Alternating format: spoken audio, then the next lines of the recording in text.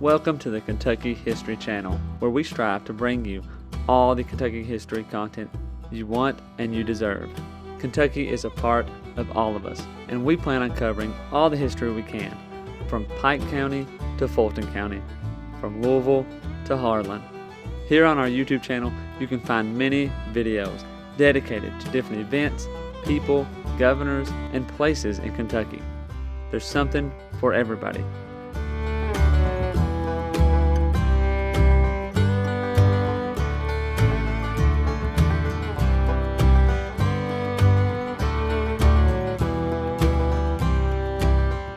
While you're here, if you like the channel, hit the subscribe button and the notification button so you get notified anytime new Kentucky history is available.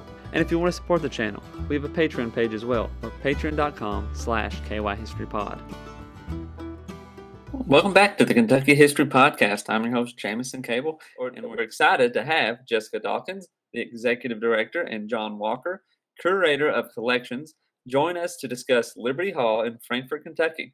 Liberty Hall, historic site, focuses on preserving collections and sharing stories that illustrate urban life in early Kentucky, particularly through the contributions of Senator John Brown and his family. Jessica and John work to connect the past to the present, making the history of early Kentucky life accessible and relevant to today's audience. Their dedication ensures that the rich history of Liberty Hall continues to educate and inspire. Jessica and John, thank you for joining us. Thanks for having us, Sherman. Well, we'll get into Liberty Hall. I know there's a lot to talk about in that sense, but before we get started, I always like to ask our guests to kind of tell us about their Kentucky connection and so forth. So, Jessica, if you want to start with you, what's your Kentucky connection?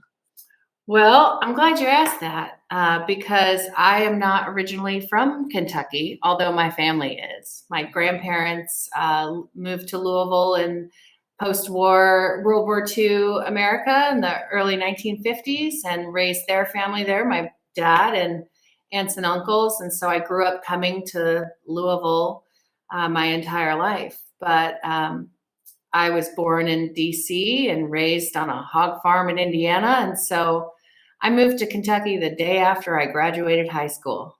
Oh. And I've been here ever since. So I fell in love with Kentucky and Kentucky history, and I dedicate my work to sharing the stories of Kentucky. Well, not everybody makes great decisions at the end of high school, but you did. You made one, so that's good. That was an easy one. That's good. John, what about you?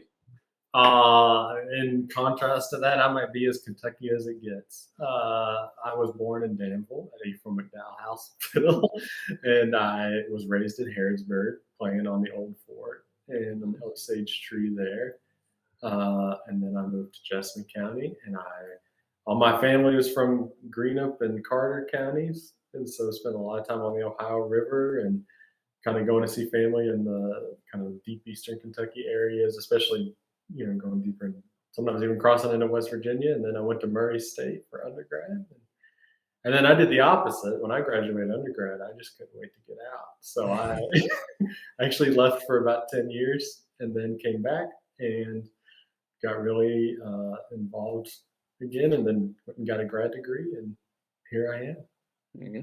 Well, that's good. But I will continue. I will classify you both as Kentuckians. So, thank you. Well, let's talk about Liberty Hall, because to the average folks, this right there in Frankfort. There's a lot in Frankfort, obviously historically, but this is something people might look over, not notice, not know about. So, what is Liberty Hall?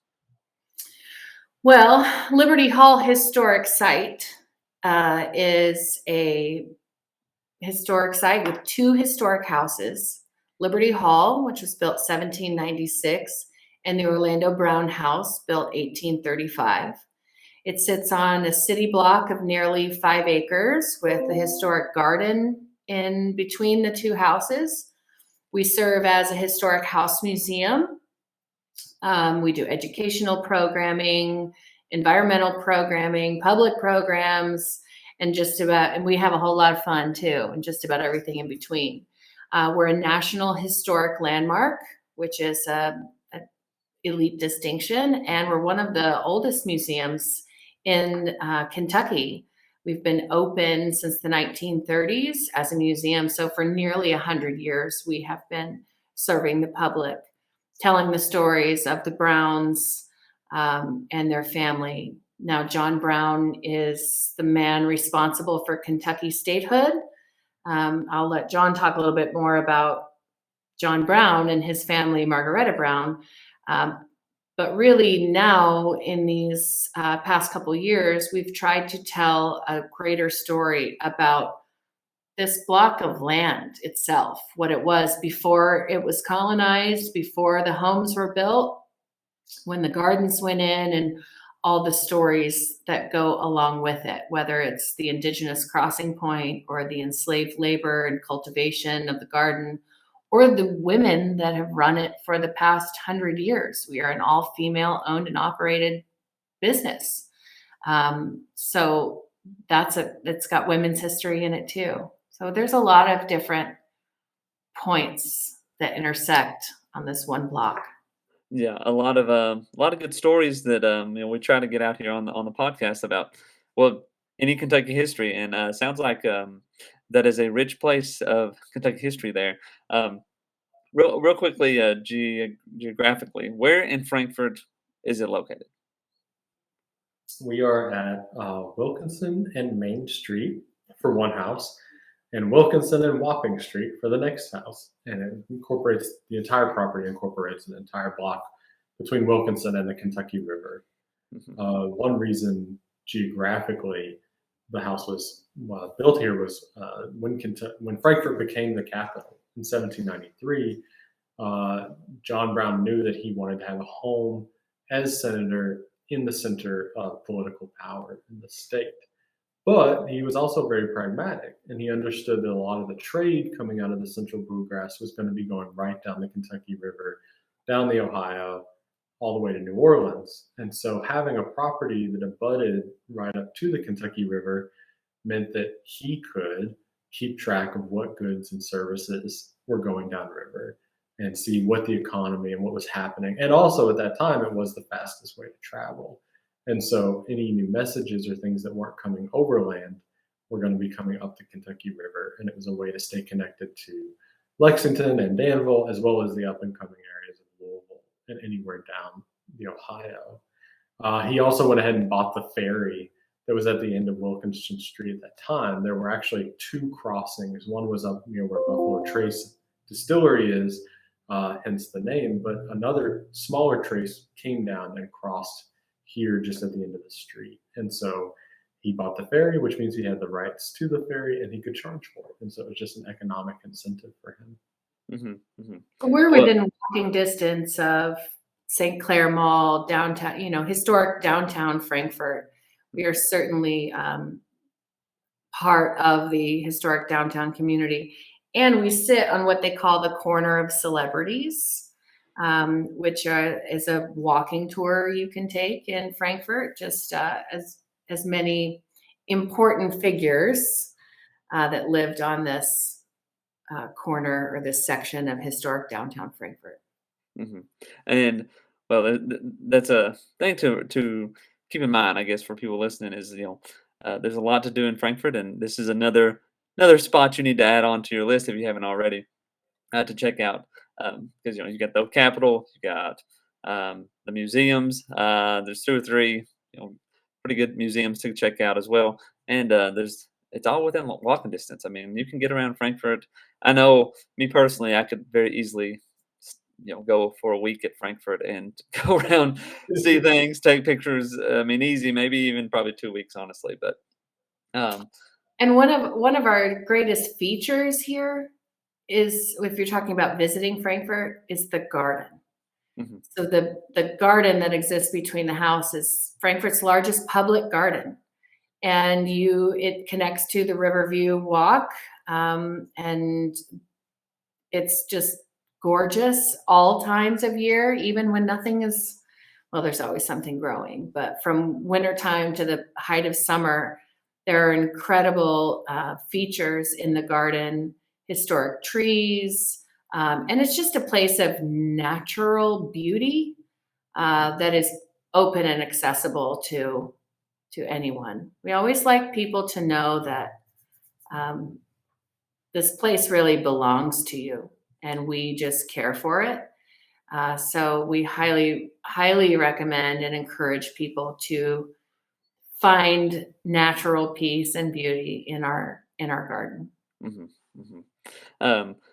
So let's get to talking a little bit about Senator John Brown.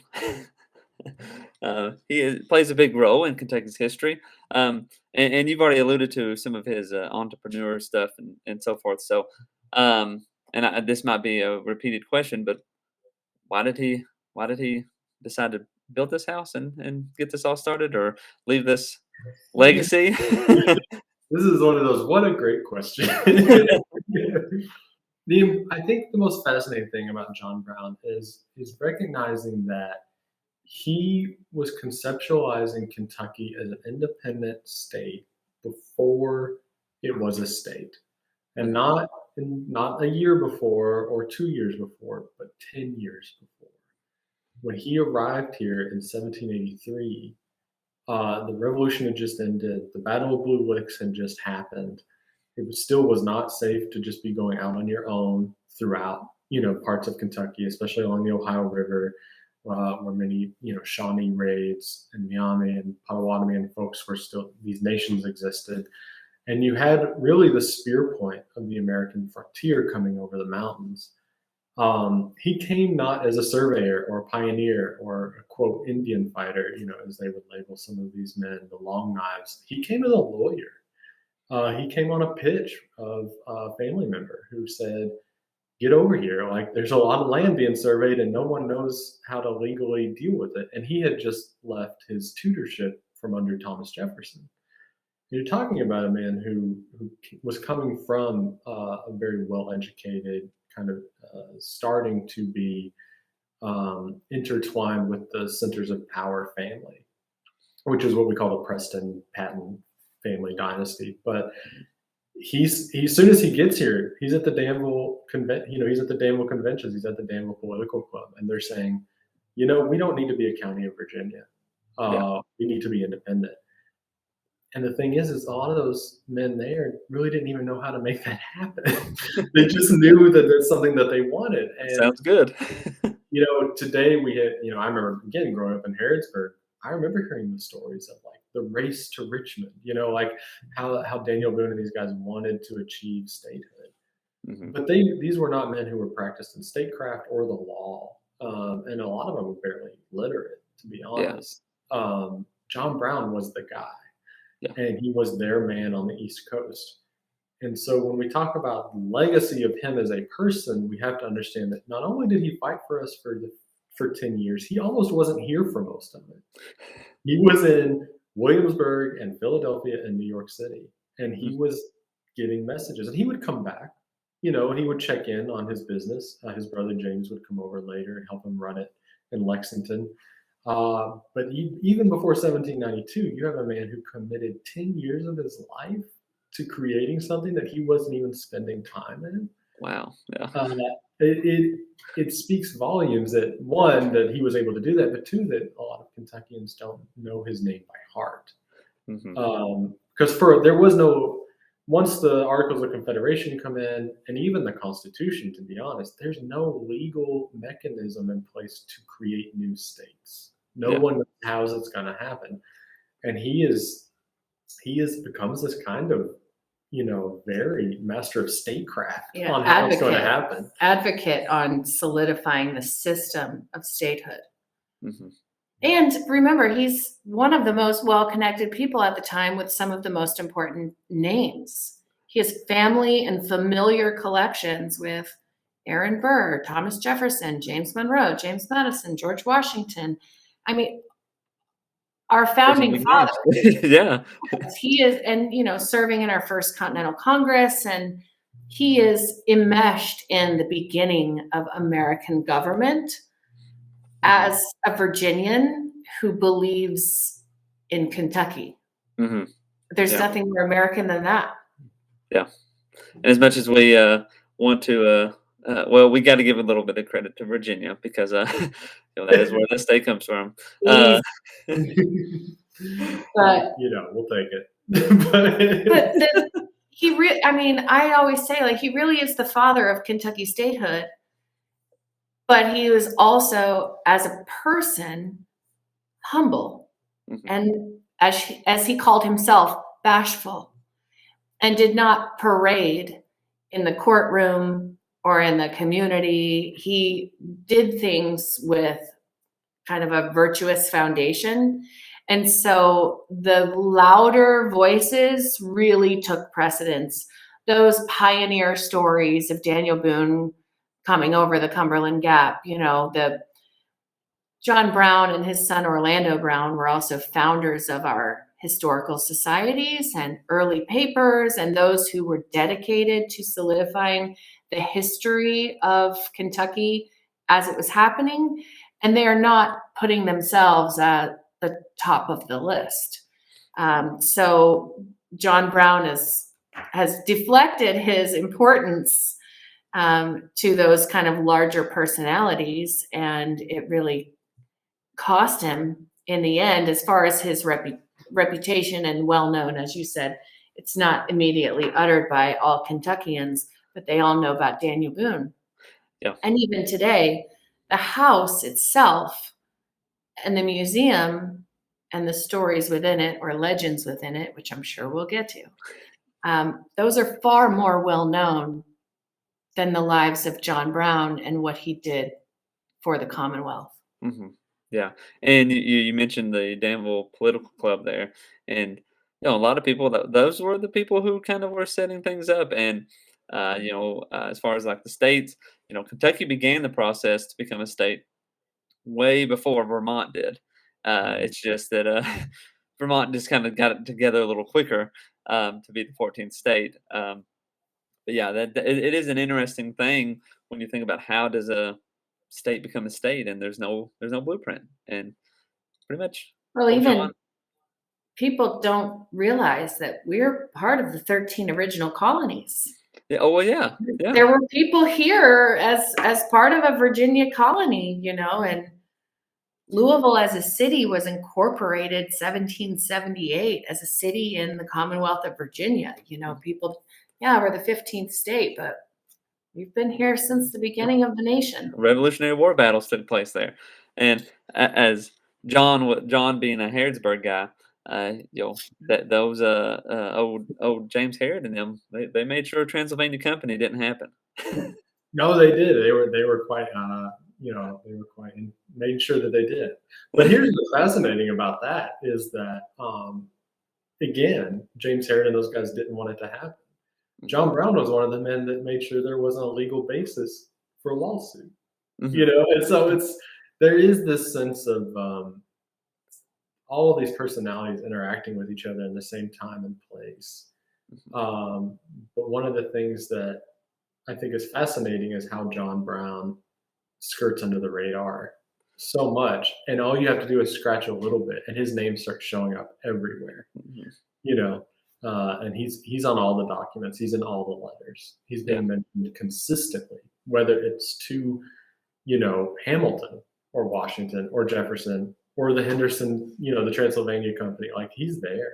And I think because it's such a ubiquitous name, like if so many people are going to read the name John Brown and just glaze over, exactly. And to be fair, there were 3 John Browns just between Danville, Harrisburg, and Frankfort in that decade, between 1783 and 1792. So it's even we have a hard time keeping track of them sometimes, but it is that important. And I think when we talk about separation from Virginia, one of the reasons it becomes so more nuanced is because Vermont had become this independently settled thing that no one had claimed, and it was this weird area, and it has, I'll tell your listeners, go look up the history of Vermont. I wish someone would write a history book comparing statehood of Vermont and Kentucky. Sounds like a great idea for you. Yeah. I wish. Yeah. Make it happen. Maybe, we'll see. But But with Kentucky, that real competing interest wasn't like, should Kentucky become a state? It was, how does Kentucky become a state? Mm-hmm. And John Brown is like juggling not just New England interests, who had a vocalizing to him why they didn't think Kentucky should be a state. He's juggling local interests in Kentucky and Virginia interests and a whole national interest in and of itself. And so he's dealing with all of these competing ideas, and he has a singular vision. He's one of those men that he has a purpose, and he pushes through each time someone comes to him with an idea of why it shouldn't happen or why it should be this way or that way. And even, when I'm not sure if you've ever talked about on your podcast the country and court parties that exist in early Kentucky, but essentially the country party are these gentry from the Tidewater, and they want independence for Kentucky, but they think it should be on Virginia's terms. Mm-hmm. Like, whatever Virginia tells us to do, we'll do it, because they want to be just like Virginia and have all the graces of Williamsburg and Richmond. Whereas John Brown's party, the court party, are saying, no, there is a legal basis for this, and we're going to push for it above the state level. We're going to go to Congress. Mm-hmm. And on top of that, when he's talking about managing these different interests at a distance, when you're in New York and trying to manage the interests of Virginia and Kentucky, we're talking about the initial or early colonization of Kentucky. We are talking about this colonial settlers who are coming in, and the chaos that was the countryside of Kentucky. It's not easy to manage that from New York City when it's a 5-week trip to get there. And we know that there was a great deal of correspondence between George Rogers Clark and what's happening in Northwest Territory and what's happening with the indigenous tribes as they're being in Transylvania and as they're being pushed north, while you're managing out of Richmond, sitting in New York. Yeah. I can only imagine, like, they probably were getting letters pretty consistently from each other, but they're 5 weeks apart. So, like, what you're responding to is, may have already happened, may have already been resolved. It would be a little chaotic or hard to keep up with, I guess. And this really speaks to, like, it's our job to kind of, point out the stories of the impact of John Brown, but this speaks to your idea of, like, he just kept going back to this thing. This is what leadership truly is. It's not always the dynamic speaker or the privileged, educated person who got the job. This is about vision, clear vision. And he implemented that vision in a way where there was no pattern to do so. He's innovating along the way on a national, state, and local level. And there are very few places that exhibit such impactful leadership on all 3 levels as does Liberty Hall. Yeah. Well, let's talk a little bit about the actual house. What kind of relics, things? Do y'all have any old papers, any kind of correspondence? What do y'all got there that people can come check out?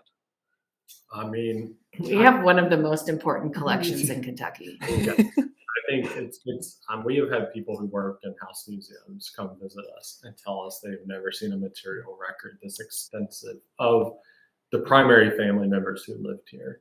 Mm-hmm. And that is thanks very much to the 3rd and 4th generation family members who got into the preservation movement in the late 19th century, wanted to solidify their family's legacy. And you can go deep into kind of like the history wars that happened in that time period where people were, throwing shade at each other. But at the end of the day, the Brown descendants knew that they were moving on and knew that there would be a time when this site might just be another site with a sign, but no house on it.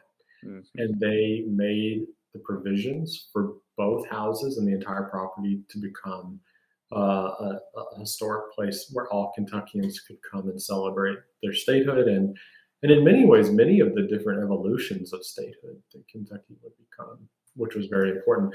And they gathered their things. And so, we don't have an exact percentage, but the number I usually throw out is anywhere from 75 to 80% of our material history was owned and touched by this family going back to even before they came to Liberty Hall. Wow. We have letters and documents going back to the 1780s and some to the 1750s. And we have books owned by them from the 1600s, the 17th century. Yeah. To put it kind of into context, the house was built in 1796 and it stayed in the family until the late 1930s. Okay. So for that, not only did the family know of their own importance, but they cared for, and really the women of the family for generations kept the record, the material record, whether it was furniture or, for example, I always love to use this as an example. Not only do we have the set of china that was purchased in New Orleans in the 1820s or 30s, but we even have the receipt from when they bought it. So, and then adding the Orlando Brown House, which was built in 1835, it was kept in the family until 1955. Cousins. So the same family of the two sons, the eldest sons of, the two adult children of John and Margaretta Brown, Mason and Orlando, each inherited a home, and their families for generations kept it. So furniture, textiles, clothing, we have archives, we have a library, we have silver, photographs, everything. Yeah, more portraits, parchment. we have the deed to the property when it was purchased. So I'm saying, how big is this house? It's really, and we work closely with people who are connected deeply. We have a good relationship with MESDA, which is a decorative arts association in Winterthur, and they're, Williamsburg, and people in antiques and decorative arts, they know the name Liberty Hall for sure. But then also we host a Kentucky Culture Symposium each year. We change cities of where that will be, Lexington, Louisville, and Frankfort. But every single year we bring in national and regional experts regarding Kentucky's culture, especially in those early days, on various subjects, constantly advancing the body of knowledge about the culture of Kentucky and how it relates through Liberty Hall. So we're really proud of the collection. One of the best things that I love about John being here as our new curator, and the past couple years, we've really kind of changed focus since I've been executive director. Until this year, we've been closed a good portion of the year, and the interpretation has pretty much stayed between 1800 and 1835. We have 227 years worth of stories to tell. And so by hiring a curator of collections and expanding our staff and our mission, we are really trying to focus on several rotating exhibitions. There have been some things pulled out in the last year that have never been seen by the public. Wow. That have just been sitting here this whole time. So, and some things that didn't even have accession numbers because they just came with the collection. They just came with the house. And they didn't know them or didn't get to them for any number of reasons. But yeah quite a wild thing. And what's so fascinating is through this material collection, you get a lens into, from a very local, familial, place, into national things that are happening across this country, because they also stay connected on a national basis to many things. And even when they start to kind of become kind of disengaged in some generations, they're still engaged in other ways. And they're still, and so they still have like either further flowing family around, or they are just in general still writing letters. They're still being asked for advice, or they're just friends with people. And so every generation gives us this fascinating look into what's going on right here on this block in Frankfort, in Kentucky, in the United States, and sometimes internationally as well. And that's, again, like I said, I've had people come visit from other houses, and they are just like, they almost want to faint, I think, because they had something like that. For example, here's a great example that's modern and relevant. It's the most human, one of my favorite stories, because it's a family story, right? So I don't remember the year, but I do remember Aaron Burr was here. We've had a lot of famous visitors. Aaron Burr and John Brown know each other very well. He comes to Frankfort. He's in Liberty Hall.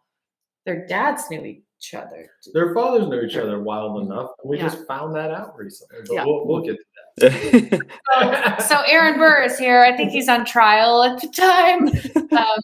But he's sitting in Liberty Hall, and there's a letter from Margaretta, I think, which is in the collection, where she writes that Mason, as a young boy, I think he's 10 or less, he's snooping around their house guest's trunk. And he is snooping in Aaron Burr's trunk upstairs and finds his pistols. Oh. And the story is that he pulls them out and he bounds down the stairs at Liberty Hall, and it's like, hey, are these the pistols you shot Hamilton with? Oh. Like, what a cool story. And then I just think when I look at the stairs at Liberty Hall, and I know where the rooms are upstairs, and I think there's a little boy snooping in his father's friend's trunk and hears this, scandalous story from back east, and, his father's friend's kind of famous, and he's just a boy, and he finds these guns, and we walk up those stairs every day. Mm-hmm. What it's just a connection that, especially with the success of Hamilton, that a new generation of Kentuckians can connect to. Yeah. Whether they know the context around it or not, they just think of that connection with Hamilton and Burr, and wow, he was right here. I mean, it's really just a story of a little boy, but it's just cool. Yeah, it is. That's pretty cool. The kind of things that we come across. Yeah. We're going to pause right there with our discussion with Jessica Dawkins, Executive Director, and John Walker, Curator of Collections of Liberty Hall. Thank you again for watching, and we'll see you next time. Welcome to the Kentucky History Channel, where we strive to bring you all the Kentucky history content you want and you deserve. Kentucky is a part of all of us, and we plan on covering all the history we can, from Pike County to Fulton County, from Louisville to Harlan. Here on our YouTube channel, you can find many videos dedicated to different events, people, governors, and places in Kentucky. There's something for everybody.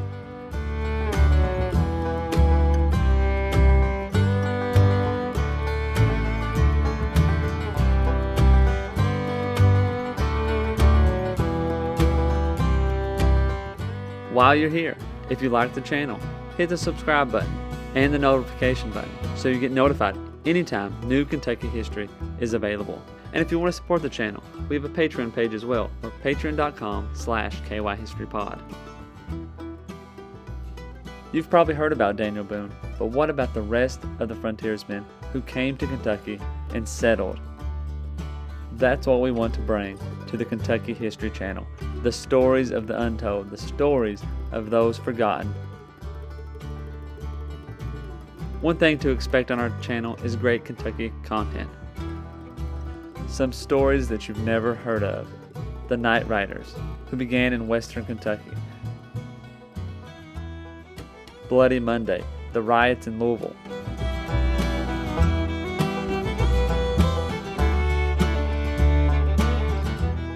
The assassination of Governor Goebel, the only governor ever assassinated in the United States. Stories from all over Kentucky, stories that are unforgettable once you've heard them. You can find out who counties in Kentucky are named after and how your county got started. From beginning to end, we plan to document every county in Kentucky, all 120. Reach out to us on all of our social media platforms, Twitter, Facebook, and Instagram, and also leave a comment on one of our YouTube videos. You can also check out our podcast episodes. You can subscribe to our podcast on Apple Podcasts, Spotify, iHeartRadio, and many more.